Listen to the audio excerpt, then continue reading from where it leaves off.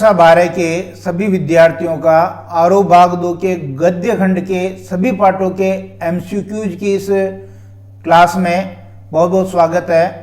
पहली बार यदि आप हमारे YouTube चैनल से जुड़े हैं तो इसको सब्सक्राइब जरूर कर लें। वन शॉट क्लास सभी टॉपिक की हम लेकर के आ रहे हैं। एक बार वन शॉट क्लास एग्जाम देने जाने से पहले जरूर देखें, आपको बहुत ही ज़्यादा फायदा होगा।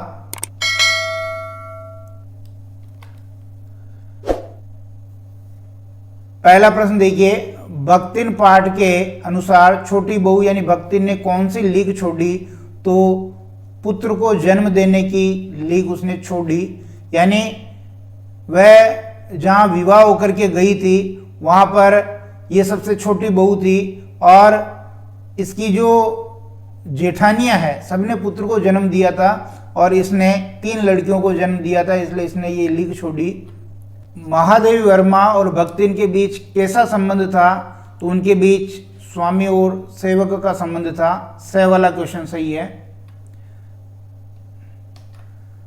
भक्तिन के कितनी पुत्रियां थी? भक्तिन के 3 पुत्रियां थी। हिंदी साहित्य में रेखाचित्र और संस्मरण के क्षेत्र में किसका अप्रतिम योगदान है? महादेवी वर्मा का इस क्षेत्र में, संस्मरण और रेखाचित्र के क्षेत्र में अप्रतिम योगदान है। भक्तिन पाठ के रचयिता का क्या नाम है? भक्तिन पाठ के रचयिता का नाम महादेवी वर्मा है। भक्तिन कौन थी? भक्तिन महादेवी वर्मा की सेविका थी। स वाला ऑप्शन सही हो जाएगा। महादेवी वर्मा को किस रचना पर ज्ञानपीठ पुरस्कार मिला? महादेवी वर्मा को यामा पर ज्ञानपीठ पुरस्कार मिला। भक्तिन पाठ गद्य की किस विधा में लिखा गया है? भक्तिन पाठ गद्य की संस्मरणात्मक रेखाचित्र विधा में लिखा गया है। द वाला ऑप्शन इसमें बिल्कुल सही है। भक्तिन का वास्तविक नाम क्या था? भक्तिन का वास्तविक नाम लक्ष्मी या लक्ष्मीन था। स वाला ऑप्शन सही है। भक्तिन पाठ महादेवी वर्मा के किस संकलन से लिया गया है? ये जो भक्तिन पाठ है महादेवी वर्मा के स्मृति की रेखाएं इस संग्रह से लिया गया है। बहुत ही इंपॉर्टेंट है ये।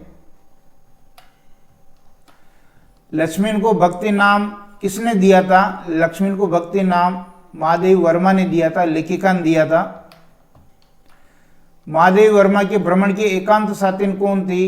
भक्तिन। पाठ में आए अलगोजा शब्द का क्या अर्थ है? अलगोजा का मतलब होता है बंटवारा, पांति करना। निम्न में से कौन छायावाद का कवि नहीं है? देखो, प्रसाद है, पंत है, निराला है, महादेवी वर्मा है, हरिवंश राय बच्चन नहीं है, ये तो अलाहाबाद के प्रवर्तक हैं। पाठ में खोटे सिक्कों की टकसाल किसे कहा गया है? खोटे सिक्कों की टकसाल भक्तिन को कहा गया है।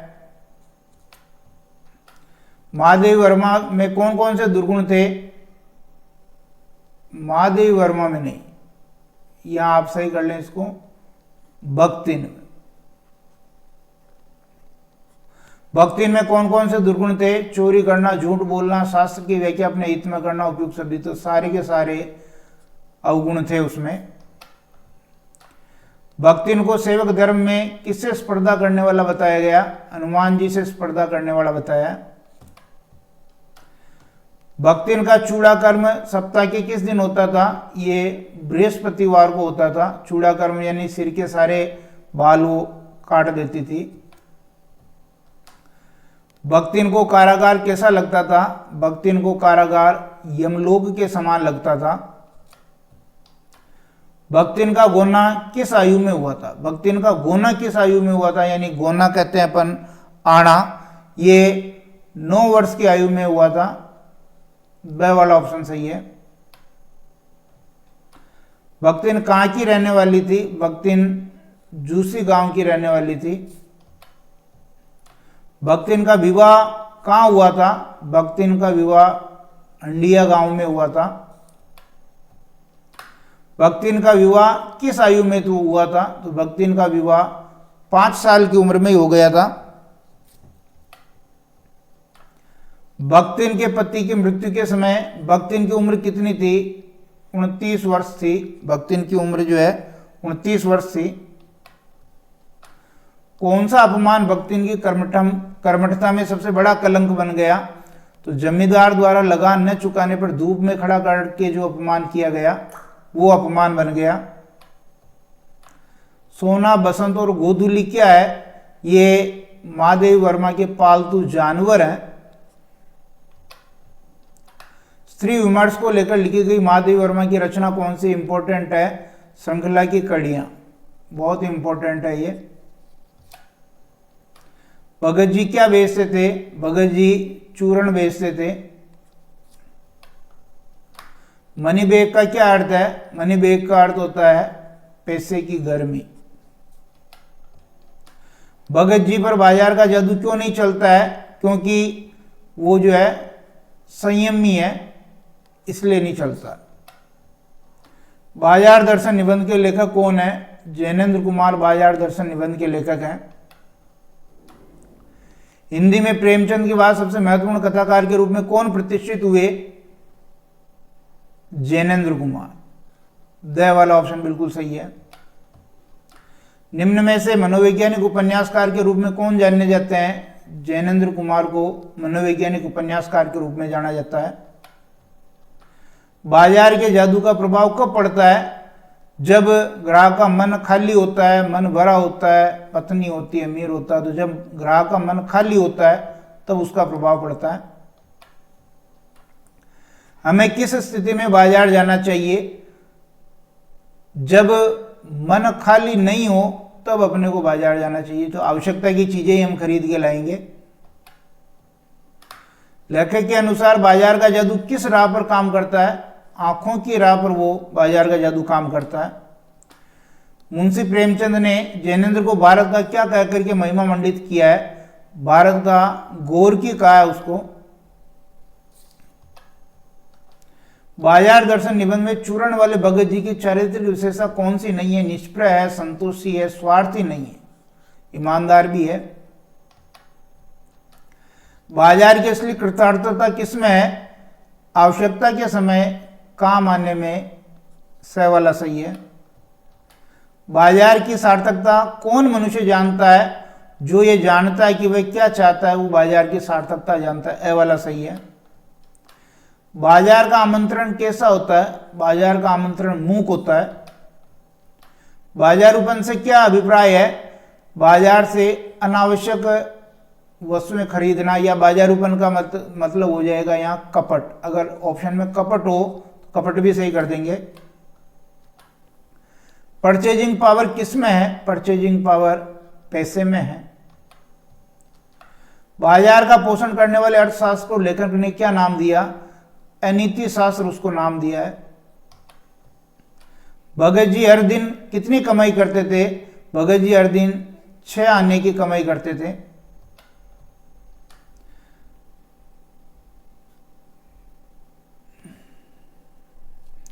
पाठ के अनुसार किस पात्र पर बाजार के जादू का प्रभाव बिल्कुल नहीं पड़ता है? भगत जी पर बाजार के जादू का प्रभाव नहीं पड़ता है। जैनेन्द्र कुमार का जन्म कब और कहां हुआ? 1905 में अलीगढ़ उत्तर प्रदेश में इनका जन्म हुआ। ए वाला ऑप्शन सही है। जैनेन्द्र कुमार का बाजार दर्शन पाठ किस विधा में लिखा गया? ये एक निबंध है। त्यागपत्र उपन्यास किसका है? जैनेन्द्र का त्यागपत्र उपन्यास फेमस है। भारतवासी अंग्रेजों से किस मान्यता के कारण पिछड़ गए? अंधविश्वास के कारण वो पिछड़ गए। काले मेघा पानी दे। देख बिना त्याग के दान नहीं होता कहते हुए दीदी ने लेखक के मुंह में क्या डाला? मठरी डाली। ब वाला ऑप्शन सही है। जीजी कौन से महाराज की बात अक्सर करती थी? गांधी महाराज की बात अक्सर करती थी। काले मेघा पानी दे में किसके द्वंद्व का सुंदर चित्रण है? लोक प्रचलित विश्वास और विज्ञान का। ए वाला ऑप्शन सही है। काले मेघा पानी दो गद्य की किस विधा में लिखा गया पाठ है? ये एक संस्मरण है। द वाला ऑप्शन सही है। अंधा युग गीति नाट्य किसका है? ये धर्मवीर भारती का गीति नाट्य, बहुत ही इंपॉर्टेंट है ये। काले मेघा पानी दे पाठ के लेखक कौन है? धर्मवीर भारती। द वाला ऑप्शन सही है। इंद्रसेना को लेखक ने क्या नाम दिया था? मेंढक मंडली। स वाला सही है। ये पानी का अर्घ्य चढ़ाते हैं, जो चीज मनुष्य पाना चाहता है उसे पहले देगा नहीं तो पाएगा कैसे? किसका कथन है? लेखक की जीजी का कथन है। अरवा चावल का क्या अर्थ है? धान को बिना उबाले निकाला गया जो चावल होता है अरवा चावल कहलाता है। पाठ में आए 10 तपा शब्द का क्या मतलब है? गर्मी के जो सबसे तेज धूप वाले गर्मी वाले 10 दिन, ये गलत हो गया, यहां ध्यान दीजिए। गर्मी के 10 दिन है जो तेज गर्मी पड़ती है, वो ब वाला ऑप्शन सही। अनावृष्टि दूर करने के लिए गांव के बच्चों की इंद्रसेना द्वार द्वार क्या मांगते चलती थी? पानी। लंगोटधारी युवक किसकी जय बोलते थे? गंगा मैया की जय बोलते थे। लेखक पर बचपन से ही किसके संस्कार थे? आर्य समाज के संस्कार थे। लेखक किस सभा का उपमंत्री था? ये कुमार सुधार सभा का ये उपमंत्री था। किस वस्तु का दान महत्वपूर्ण होता है? जो वस्तु हमारे पास बहुत कम है उसका दान महत्वपूर्ण होता है। स वाला ऑप्शन सही है। जीजी के अनुसार किसके बिना दान नहीं होता है? त्याग के बिना दान नहीं होता है। वर्षा के बादलों का स्वामी कौन सा देवता माना है? इंद्र को वर्षा का बादलों का स्वामी माना है। गुड़दानी से क्या अभिप्राय है? गुड़ और चने से बना हुआ लड्डू गुड़दानी। धर्मवीर भारती का जन्म कब और कहां हुआ? तो धर्मवीर भारती का जन्म जो है इलाहाबाद में हुआ था और 1926 में हुआ था। द वाला ऑप्शन सही है। धर्मवीर भारती ने निम्न में से किस हिंदी साप्ताहिक पत्रिका का संपादन किया? धर्मयुग, बहुत फेमस पत्रिका है। लुट्टन ने चांद सिंह को कहां के दंगल में हराया? श्यामनगर के दंगल में हराया। पहलवान की ढोलक कहानी के लेखक कौन है? फणीश्वर नाथ रेणु, आंचलिक कथाकार उपन्यासकार हैं ये। अकस्मात गांव पर कौन सा वज्रपात हुआ? मलेरिया और हैजा फैल गया। फणीश्वर नाथ रेणु की पहचान निम्न में से किस रूप में? आंचलिक उपन्यासकार के रूप में जाने जाते हैं। चटाक चटदा, इसका क्या मतलब है? चटाक चटदा का उठाकर पटक दे। ब वाला ऑप्शन सही है। चटदा गिड़ जा, इसका मतलब है आजा भिड़ जा। स वाला। गांव के अर्धमृत औषधि उपचार पत्तेविहीन प्राणी में संजीवनी शक्ति किसकी आवाज बढ़ती थी? तो पहलवान की ढोलक की आवाज। पहलवान की ढोलक कहानी के अनुसार लुट्टन पहलवान का गुरु कौन था? उसका ढोल या ढोलक। पहलवान की ढोलक कहानी का मुख्य पात्र कौन है? लुट्टन पहलवान है। राजा साहब की मृत्यु के बाद नए राजकुमार के आते ही दंगल का स्थान किसने लिया? घोड़ों की रेस ने ले लिया। स वाला। पहलवान की ढोलक गद्य की किस विधा में लिखा गया पाठ है? पहलवान की ढोलक एक कहानी है। ब वाला ऑप्शन सही। लुट्टन पहलवान के गांव में कौन सी बीमारी फैल गई थी? मलेरिया और हैजा फैल गया था। ए वाला ऑप्शन सही है। पाठ के अनुसार दंगल का आयोजन कहां हुआ? श्यामनगर में हुआ। राजपुरोहित और मैनेजर लुट्टन का विरोध क्यों कर रहे थे? क्योंकि लुट्टन क्षत्रिय नहीं था, वो एक निम्न जाति का था, इसलिए विरोध कर रहे थे। पहलवान चांद सिंह के गुरु का नाम क्या था? बादल सिंह। स वाला ऑप्शन सही है। लुट्टन कितनी आयु में अनाथ हो गया था? लुट्टन के अनाथ होने की उम्र पूछी है तो 9 वर्ष की उम्र में लुट्टन अनाथ हो गया था। चांद सिंह किसकी तरह लुट्टन पर टूट पड़ा? बाज की तरह वो टूट पड़ा। किसने लुट्टन का पालन पोषण किया? जो उसकी सास थी उसने उसका पालन पोषण किया। लुट्टन ने किस पहलवान को श्यामनगर मेले में हराया था? चांद सिंह को उसने उस मेले में हराया था। रात्रि के वातावरण को किसकी डरावनी आवाज भयानक बना देती थी? पेचक यानी उल्लू की आवाज। कहानी में किस डरावनी काली रात का वर्णन है? अमावस की काली रात का वर्णन है, काली अंधेरी रात। राजा का क्या नाम था? राजा का नाम श्यामानंद था। चांद सिंह कहां से आया था? चांद सिंह पंजाब से आया था। शेर के बच्चे का असली नाम क्या था? शेर के बच्चे का असली नाम चांद सिंह था। कौन सा पहलवान आली कहकर अपने प्रतिद्वंदी पर टूट पड़ता था? काला खां, इसको भी हरा दिया था। लुट्टन सिंह कितने साल राज पहलवान रहा? ये लगभग 15 साल राज पहलवान रहा। लुट्टन सिंह कितने रसगुल्ले खा लिया करता था? 2 सेर रसगुल्ले वो खा जाता था। लुट्टन के कितने पुत्र थे? लुट्टन के 2 पुत्र थे। महामारी किस मौसम में फैली थी? महामारी जो है जाड़ों के मौसम में फैली थी। ब वाला ऑप्शन सही है। फणीश्वर नाथ रेणु का जन्म कब और कहां हुआ? तो पूर्णिया बिहार में हुआ था और ये 1921 में हुआ था। ए वाला ऑप्शन सही है। महिला आंचल उपन्यास किसका है? फणीश्वर नाथ रेणु का बहुत फेमस आंचलिक उपन्यास है। पहलवान की ढोलक कहानी का मूल प्रतिपाद्य क्या है? इसका मूल प्रतिपाद्य है कि व्यवस्था का जब परिवर्तन होता है तो लोक कला और लोक कलाकार अप्रासंगिक हो जाता है। ब वाला। ढोलक की आवाज गांव में क्या करती थी? संजीवनी शक्ति बढ़ने का काम करती थी। देह बल के ऊपर आत्मबल का महत्व सिद्ध करने वाली इतिहास विभूति कौन है? महात्मा गांधी। सीरीज के फूल गद्य साहित्य की किस विधा में लिखा गया है? सीरीज का फूल एक निबंध है हजारी प्रसाद द्विवेदी का। कौन सपासप कोड़े चला रहा है? महाकाल देवता सपासप कोड़े चला रहा है। सीरीज का फूल कौन से साहित्य में बहुत कोमल माना गया है? संस्कृत साहित्य में बहुत कोमल माना गया है। पाठ के अनुसार किसके वृक्ष बड़े और छायादार होते हैं? सीरीज के जो वृक्ष हैं बड़े और छायादार होते हैं। दिन 10 फूला फूल के खंड भया पलास। ए वाला ऑप्शन सही है।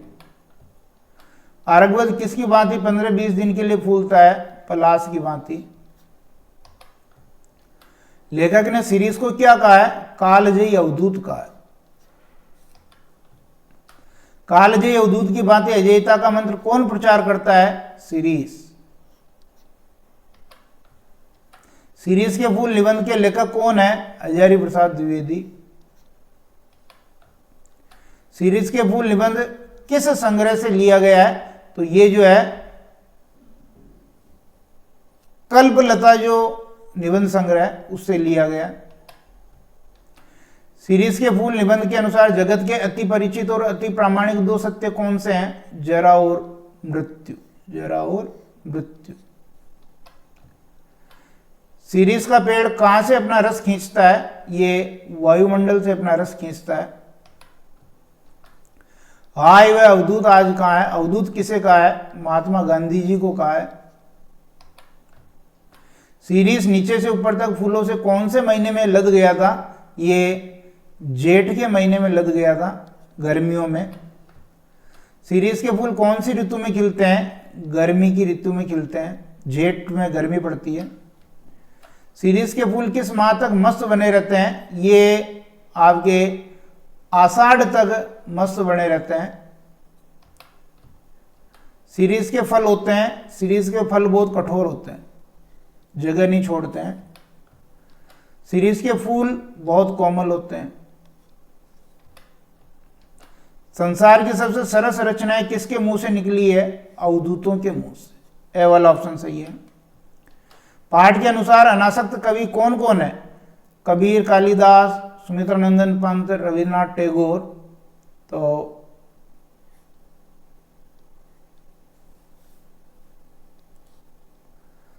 उपयुक्त सभी।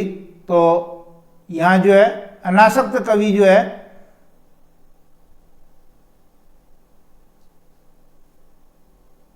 सभी को कहा है। द वाला ऑप्शन सही है। सीरीज का पुष्प केवल किसके पदों का कोमल दबाव सहन कर सकता है? भौरों का। ब वाला ऑप्शन सही है। कर्नाट राज की प्रिय विजिका देवी ने कवि माना ब्रह्मा, वाल्मीकि, वेदव्यास, सबको माना उसने। किन दो प्राचीन कवियों की तुलना लेखक ने सीरीज से की है? कबीर और कालिदास। किन दो आधुनिक कवियों की तुलना लेखक ने सीरीज से की है? सुमित्रानंदन पंत और रविंद्रनाथ टैगोर। मेघदूत काव्य है कालिदास का, संस्कृत का है ये। सीरीज के माध्यम से क्या संदेश दिया गया? अजय जिजीविषा का, धैर्य का, कर्तव्यशील बने रहने का। सारे सही हैं। हजारी प्रसाद द्विवेदी का जन्म कब हुआ था? इनका जन्म 1907 बलिया उत्तर प्रदेश में हुआ था। 1907 बलिया उत्तर प्रदेश। लेखक के अनुसार श्रेष्ठ कवि होने के लिए कौन सा गुण होना चाहिए? अनासक्तता का गुण होना चाहिए। जाति प्रथा को यदि श्रम विभाजन मान लिया जाए तो यह स्वाभाविक विभाजन नहीं है, क्योंकि यह रुचि और क्षमता दोनों पर आधारित नहीं है। ए वाला सही है। भीमराव अंबेडकर ने काल्पनिक जगत की वस्तु किसे कहा है? समता को कहा है।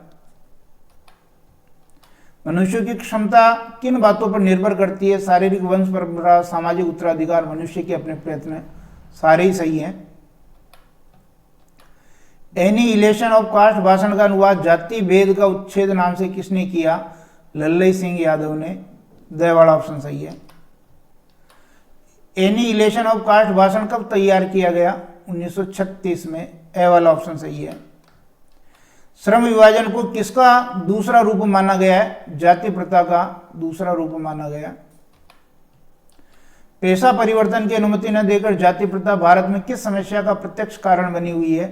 बेरोजगारी का। डॉक्टर भीमराव अंबेडकर की कल्पना का आदर्श समाज किस पर आधारित है? स्वतंत्रता, समता, भ्रातृता। सारे के सारे सही हैं और ये इंपॉर्टेंट भी है। लेखक के अनुसार किसका दूसरा रूप लोकतंत्र है? भाईचारे का दूसरा रूप लोकतंत्र है। कुशल व्यक्ति या सक्षम श्रमिक समाज का निर्माण करने के लिए क्या आवश्यक है? क्षमताओं को विकसित करना। क्या करना? क्षमताओं को विकसित करना। जाति प्रथा को किस प्रकार की स्वतंत्रता पर आपत्ति नहीं है? आने जाने की पे भी नहीं है, शारीरिक सुरक्षा संपत्ति के पे भी नहीं है, जीविकोपार्जन पर भी नहीं है, उपयुक्त सारी पे कोई आपत्ति नहीं है। जातिवाद के पोषक किस आधार पर जातिवाद का समर्थन करते हैं? वो श्रम विभाजन के आधार पर इसका समर्थन करते हैं। लेखक ने जाति आधारित श्रम विभाजन को कैसा माना? अस्वाभाविक माना। मनुष्य के सक्षम एवं प्रभावशाली प्रयोग की स्वतंत्रता पर कौन जल्दी तैयार नहीं होते? जाति प्रथा के जो पोषक हैं वो तैयार नहीं होते। समाज के सदस्यों को समाज उपयोगी बनाने के लिए उपलब्ध कराया जाना चाहिए क्या? समान अवसर और समान व्यवहार। श्रम विभाजन और जाति प्रथा पाठ के लेखक कौन है? भीमराव अंबेडकर। बाबा साहब भीमराव अंबेडकर का हिंदी में संपूर्ण वाङ्मय कितने खंडों में प्रकाशित है? ये 21 खंडों में प्रकाशित है। बाबा साहब भीमराव अंबेडकर किनके समतावादी दर्शन से प्रभावित थे? ये महात्मा बुद्ध के दर्शन से प्रभावित थे। बाकी गांधी जी का भी प्रभाव था उन पे। एनिहिलेशन ऑफ कास्ट भाषण किसके रूप में तैयार किया? जाति पाति तोड़क मंडल लाहौर के वार्षिक सम्मेलन में अध्यक्षीय भाषण 1936 में।